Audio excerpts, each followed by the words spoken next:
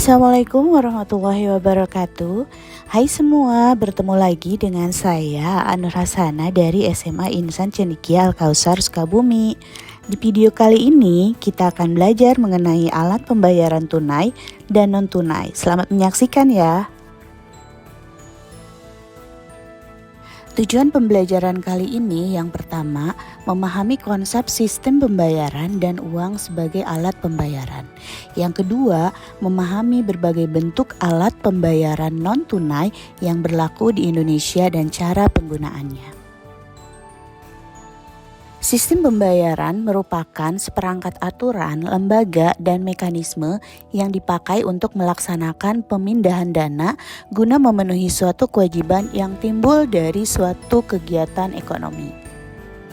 Sistem pembayaran lahir bersamaan dengan lahirnya konsep uang sebagai media pertukaran atau medium of change atau intermediary dalam transaksi barang, jasa, dan keuangan. Sistem pembayaran terdiri dari sistem pembayaran tunai dan sistem pembayaran non-tunai yang melibatkan alat pembayaran yang berbeda.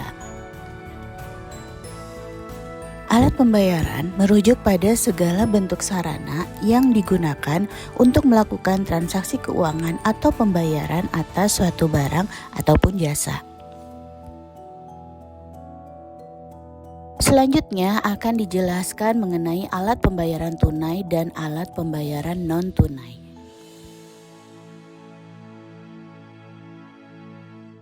Pembahasan pertama kita akan mulai dengan alat pembayaran tunai. Sebentar, memangnya uang tunai masih kita butuhkan ya di era digital sekarang ini?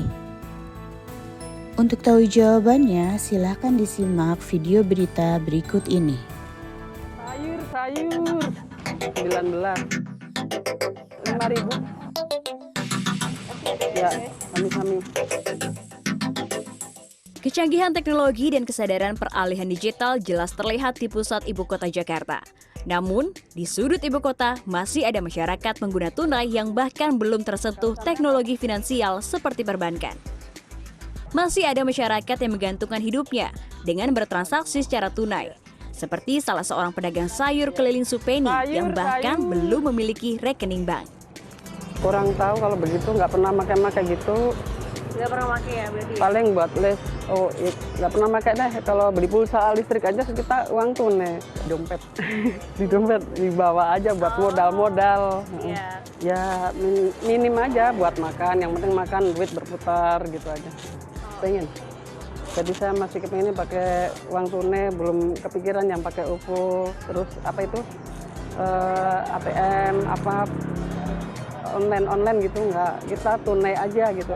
Ada duit sekian ya udah sekian udah. Banyak Bu, murah ini. Kisah seperti Ibu Supeni hanyalah salah satu cerita dari jutaan jiwa masyarakat yang tinggal di Jakarta yang masih bergantung dengan uang tunai. Meski era non-tunai telah masif digunakan, nyatanya hanya 42 juta jiwa masyarakat Indonesia yang telah merasakan layanan finansial secara penuh. Sebanyak 47 juta jiwa lainnya telah memiliki rekening bank, namun masih belum memiliki akses layanan finansial. Dan sebanyak 92 juta jiwa justru belum tersentuh layanan finansial ataupun perbankan.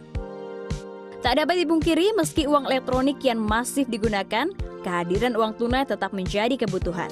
Bahkan, diprediksi kehadiran uang tunai masih akan terlihat hingga puluhan tahun mendatang.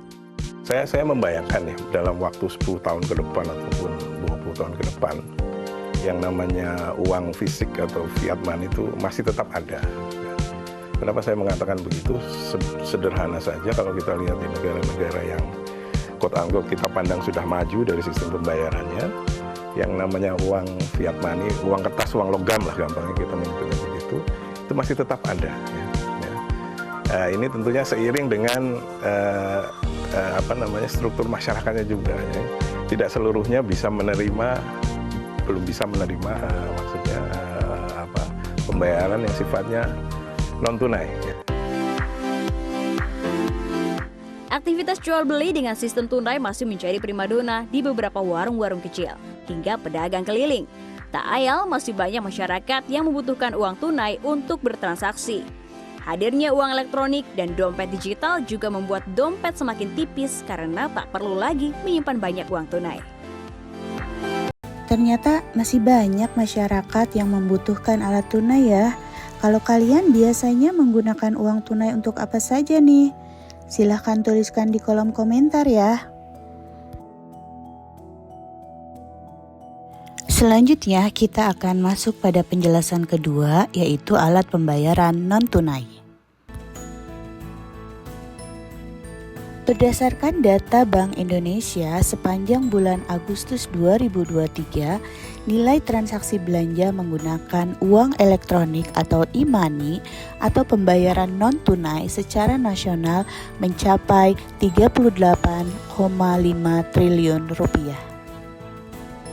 Hal ini menunjukkan tren pemakaian uang elektronik di kalangan konsumen Indonesia menguat signifikan dalam 5 tahun terakhir.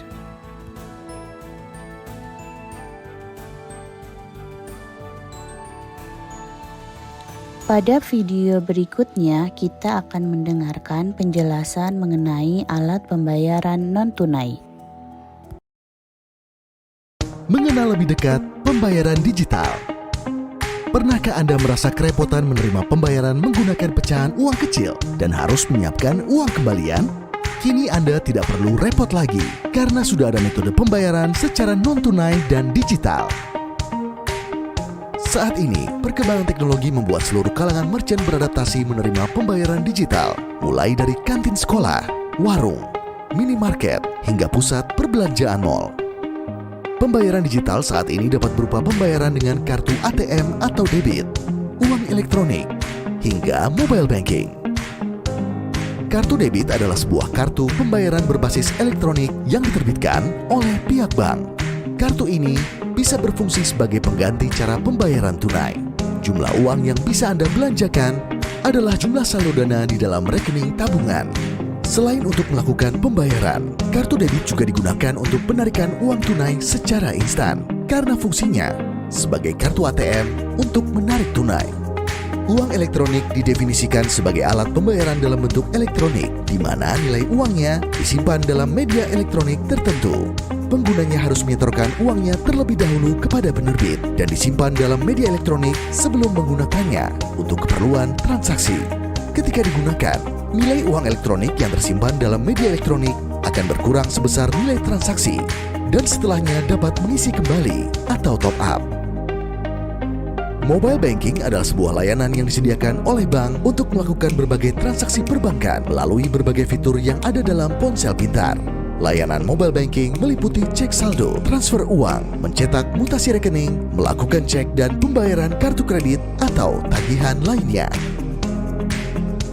Quick Response Code Indonesian Standard atau QRIS adalah penyatuan berbagai macam QR dari berbagai penyelenggara jasa sistem pembayaran atau PJSP menggunakan QR Code. QRIS bukanlah aplikasi baru, melainkan sebuah standar QR Code yang diwajibkan bagi seluruh PJSP yang menggunakan QRIS. Tidak hanya mengikuti zaman, pembayaran digital juga mempunyai banyak manfaat, yaitu membangun kredit profile dengan mudah untuk kemudahan mendapatkan pinjaman. Transaksi dapat tercatat dan langsung masuk ke rekening. Penjualan tidak lagi perlu uang kembalian. Bebas dari risiko pencurian dan uang palsu, hingga meningkatkan penjualan karena mengikuti perkembangan tren perilaku customer. Yuk kita menggunakan pembayaran digital.